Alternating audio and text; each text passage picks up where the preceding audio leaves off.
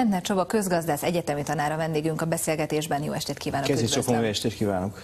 Nagyon sokszor beszélgettünk már itt a Napi Aktuális stúdiójában a keleti nyitás stratégiájáról, megközelítettük ezt már a kormány szemszögéből, az ellenzék álláspontja révén, legutóbb pedig egy Kína szakértővel elemeztük itt az intézkedéssorozatot, közgazdász szemmel azonban még nem vizsgáltuk meg a helyzetet. Az eddigi lépéseket ön hogy értékeli? Hát arról van szó, hogy a magyar gazdaság úgy működik, hogy jelenleg nyugati zászló alatt hajózunk. Azonban a vitorlánkban már keleti szél fúj. Tehát igen, arról van szó, hogy magyar nemzetgazdaság működését le kell sajnos választani az Európai Unióról megfelelő mértékben, megfelelő gyorsasággal, tehát nem elkapkodva, körültekintően, óvatosan, mert azt kell látni, hogy az Európai Unió egyre gyengébben teljesít, tehát onnan friss pénzre, illetve termékeink elhelyezésére, növekvő elhelyezésére nem számíthatunk. Tehát a magyar kormány nagyon helyesen még egyébként a 2015 a programalkotási időszakában Matolcsy György vezetésével azon az álláspontra helyeződtünk, hogy Oroszország felé, Kína felé és az alaptérség felé pozícionáljuk magunkat. Én azt gondolom, hogy a magyar kormány fő egy jelentős delegációval, az oroszokkal megkötötte a megállapodást, mezőgazdasági termékek exportjára és az oroszoknak a paksi atomenergiai rendszerbe való ismételt visszakerülésére, tehát a folytatásra.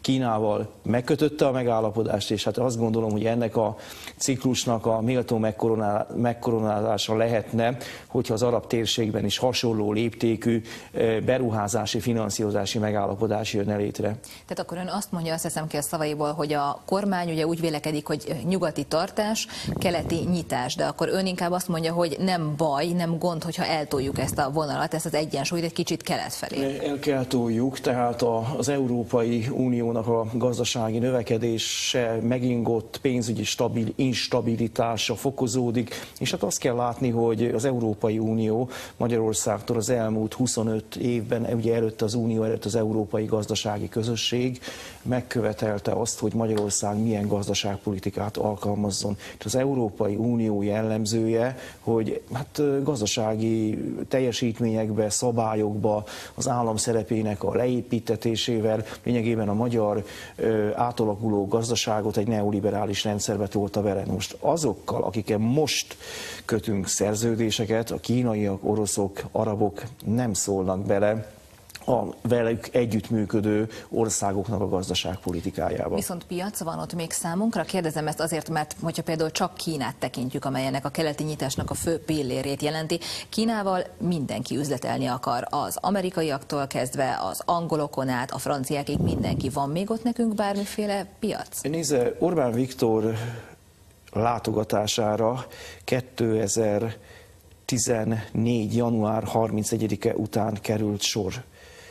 Ez annyit tesz, hogy a kínai kultúrkörbe január 31-én van a forduló, az évnek a fordulója, és a kínai kultúrkörbe 2 hétig családi ünnepek vannak, ünnepelnek a közösségek, tehát egy ilyen ünnepi terminus a 2 hét. És Orbán Viktort ebben a 2 hétben fogadták a legmagasabb szinten, tehát miniszterelnök, államfő, illetve a kínai parlamentnek a vezetője. Én azt hiszem, hogy a kínaiak tisztában vannak azzal, hogy Magyarország jobban teljesít. Tisztában vannak azzal, hogy Magyarország gazdaságilag, társadalmilag egy biztonságos ország. És azt is látni kell, hogy mind a magyar, mind a kínai, távol-keleti, vagy bármilyen keleti kultúrkörben a családnak meghatározó szerepe van, és azt is kell hangsúlyozzuk, hogy Magyarországon a gazdaság irányítás egy centralizált rendszerű, ugyanúgy, mint Kínába, és a harmadik, ezt Matolcsy Györgytől veszem ezt a gondolatot, hogy Magyarország az az ország, amely az elmúlt 1-200 évben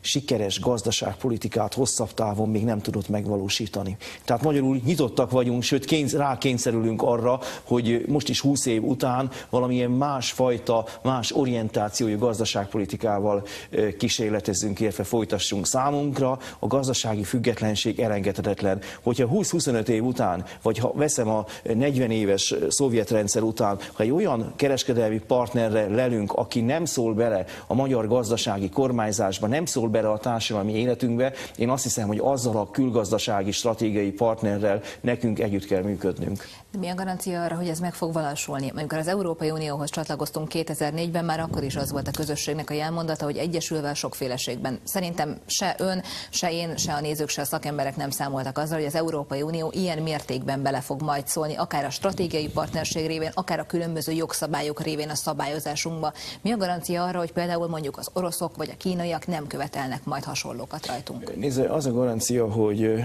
ez a 2004-es, illetve előtte ígérgetések, ezek tényszerűen igazolható, hogy nem jöttek össze. Tehát igenis beleszóltak a magyar gazdasági kormányzásba, törvényalkotásba, állami vagyonnak az értékesítésébe. Abban látom a garanciát, hogy Kína Magyarország vonatkozásában nem csak tranzitországot lát, hanem Magyarország, mint az Európai Uniónak is tagja. A kínai gazdaság, hogyha itt megveti a lábát még erősebben, mint jelenleg, akkor Kína ezzel az Európai Unió felé tud tenni. Egyfajta gazdasági kapcsolatai, a fegyverembargónak az enyhülése, az árudömping tilalmaknak az Európai Unió felől. Európára? Igen, tehát utat kap az Európai Unióba, tehát a kínai gazdaság tehát egyenrangú partnernak tekint bennünket, és a kínaiak, amennyiben más országokkal korábban kötöttek együttműködési megállapodásokat, és elmélyedtek ezek a kontraktusok, nem figyelhető meg az, hogy beleszólnának a belpolitikai életébe.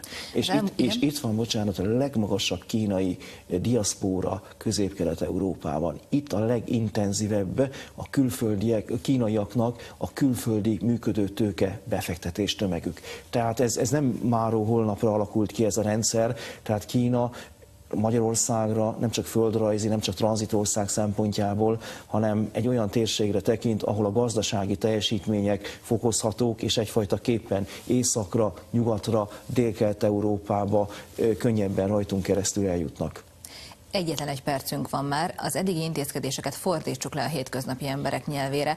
A pénztárcájuknak mennyire lesz majd, vagy a pénztárcájuk mennyire lesz majd könnyebb az elkövetkezendőkben, és mikor lesznek kézzelfogható eredményei ennek az intézkedéssorozatnak? Ettől a 8,5 milliárdos keretszerződéstől közel 200 000 munkahely teremtés várható Magyarországon, tehát 200 000. A jelenlegi külgazdasági mérlegforgalmunk az 6 milliárd, de ebből a 6 milliárdból 4,5 milliárd a Kínából behozott termék, és csak 1,5 milliárd a Magyarországról kivitt. Én azt hiszem, hogy ez meg fog duplázódni néhány éven belül, hogyha beindulnak ezek a szerződések, beindulnak ezek az útépítkezések, vasúti építkezések, tehát egy olyan 200 000 munkahely várható. A magyar nemzetgazdaságnak létkérdés az, hogy 10 év alatt 1 millió munkahelyet tudjon teremteni. 230 000 már megvan, de a folytatáshoz kellenek az oroszok, kellenek a szaúd-arábiai térség, kell az arab térség, és hát kellenek a távol-keletiek, a kínaiak is. Lendner Csaba, köszönöm a beszélgetést. Köszönöm én is.